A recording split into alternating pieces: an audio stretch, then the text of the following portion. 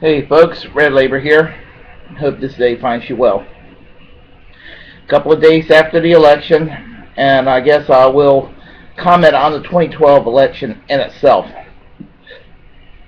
Obama's victory, the second term, and why Governor Mitt Romney messed things up, and the continuing injustice of lack of third-party independent political action and options at the ballot box. First of all, let me discuss Barack Obama's victory. As I stated before, it's a slightly preferable outcome. I say slightly because Barack Obama has let down the left, and I know it confuses a lot of people when they hear someone like myself criticize Obama and be so harsh on him. I expected liberal reform, not an incredibly large amount of liberal reform, but some when Obama was sworn in. Had virtually none. None that was profoundly meaningful and transformative throughout society. He governed as a centrist. He governed, governed no different from Bill Clinton, or I can imagine if Joe Lieberman would have become president, this is what a Lieberman presidency would have been like. Somehow he's called ultra-leftist, a socialist, or worse, a communist. And Barack Obama is a corporate centrist with no core political convictions. Quite sad, actually. I was hoping to see another FDR, but I never held my breath. Same thing with John Kerry, same thing with Al Gore, same thing with Bill Clinton, going on back. And the whole New Deal direction for the Democratic Party, they may praise Roosevelt publicly, but they don't really want to go that direction, because at least Roosevelt challenged corporate power. It took a mighty strong Socialist Party of America, Norman Thomas, to influence FDR to do what was right, or left. And we were better off for it. With this election, he campaigns a centrist, and all you liberals and progressives out there, please don't be fooled again. And I understand lesser evilism. I really do. I don't believe in it, but I understand it. So now that we have a second term, let's make damn sure that Barack Obama doesn't capitulate to John Boehner and company. If you're in Occupy Wall Street, go out there and be louder than ever before. Make the Tea Party envy on how loud and organized you are. And that's what I got to say about this election. Do what we can to push Obama to the left. And if you can't do it by 2016, don't even come to me telling me, well, I got to be hot and bothered and excited by the Democrats, because George W. Bush is governing, Barack Obama is governing just like George W. Bush. That's it about Obama. Now to the Republicans.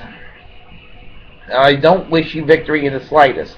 And I don't mean this individually. I know I have friends, I have family, I have fellow church members who are conservative, and I get along with them on an individual basis. We would disagree politically, but we sort of have a agree to disagree, or disagree agreeably approach in our attitudes toward one another. But from a concrete policy basis, what did it in for Mitt Romney? Mitt Romney, contrary to what the Tea Party types and the ultra-right thought, Mitt Romney was not a rhino. Mitt Romney is a middle-of-the-road conservative. He's typically conservative. He's a garden variety conservative. The only thing that might make him a rhino is that he has the perception by some on the right to be a quote-unquote nice guy in demeanor. And, if being an asshole makes you a true conservative, I definitely don't believe in conservatism then. But no, there are conservatives out there who are very thoughtful intellectual, and affable on a personal level, even if I disagree with them.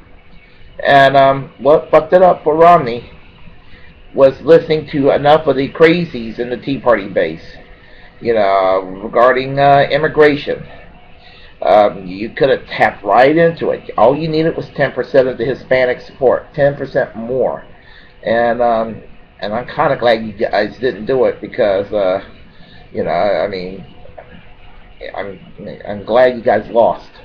I'm for a change. I am glad to see the Republicans politically suffer. I have been suffering for many years politically, seeing Republicans get the upper hand and win and win and win. It's kind of a nice change of pace to see the Republicans politically suffer, although I take no great stock in the Democrats, other than to see Fox News people in the morning and hear Rush Limbaugh have a meltdown. I mean, that's great stuff. I mean, that's just great stuff. Can't have good policies by liberals. They can at least see conservatives suffer over what they perceive as false liberalism, they thinking it's real. Well, that's what did it for you guys. I mean, you guys basically make Latinos, for the most part, as a general rule, feel unwelcome. And it's not that y'all have to turn around and really go and support open borders, but it all comes down to taking a middle of the ground, a middle of the road approach, and stop listening to your Tom Tancredos. You really need to stop listening to Tom Tancredos. I mean, that's just as insane as those on the pro-immigration side wanting open borders. I mean, the amnesty bill. Amnesty bill is a workable solution. And to play partisanship and to act like, society has altered in regard to demographics because Latinos are becoming the fastest minority group coming along. I mean, it's ridiculous. And even from a tolerance versus bigotry position, I don't understand what you guys are so upset about, especially the Pat Buchanans out there who thinks that the country's going to become less white. Folks, Latinos are another European culture. They speak Spanish, was another European culture. I mean, and they don't. There's no such a thing as a Hispanic race. Hispanics are mostly white or white and Native American mixed, or the mestizos, I believe they're called. And even if they mix into the mainstream white population, all the more reason why you're not losing anything. Not that we should care about what bigots think, but really, if people feel so insecure about the culture of America, I mean, really, if you want to compare us to Canada, the Latinos in America are to America what the French people, the French-speaking population is in Canada. And frankly, I do see, from my own little narrow perspective, I do see some good coming out of the Latino population increasing. Most of Latin America in the 19th century took the lead in this, and I hope to see it happen one day. And this is true of Europe and any other society which has a generally large Roman Catholic population. Not that I'm trying to turn this into a religious discussion, but most countries and societies with highly large Roman Catholic populations are generally societies that abolish the death penalty, and I'm cool with that. I love abolishing the death penalty, and I'm willing to see our culture change, although it's not going to change that much. I'm willing to see that happen in order to have human rights for a change, because I oppose capital punishment under all circumstances. Third parties. What I really hated about both sides in this election, both sides would not consider a third party as a realistic option. The right has such an irrational hatred of Obama that they wouldn't give conservative third parties a try. Those on the left that voted for Obama out of fears of Republicans wouldn't give third parties on the left, an adequate try either.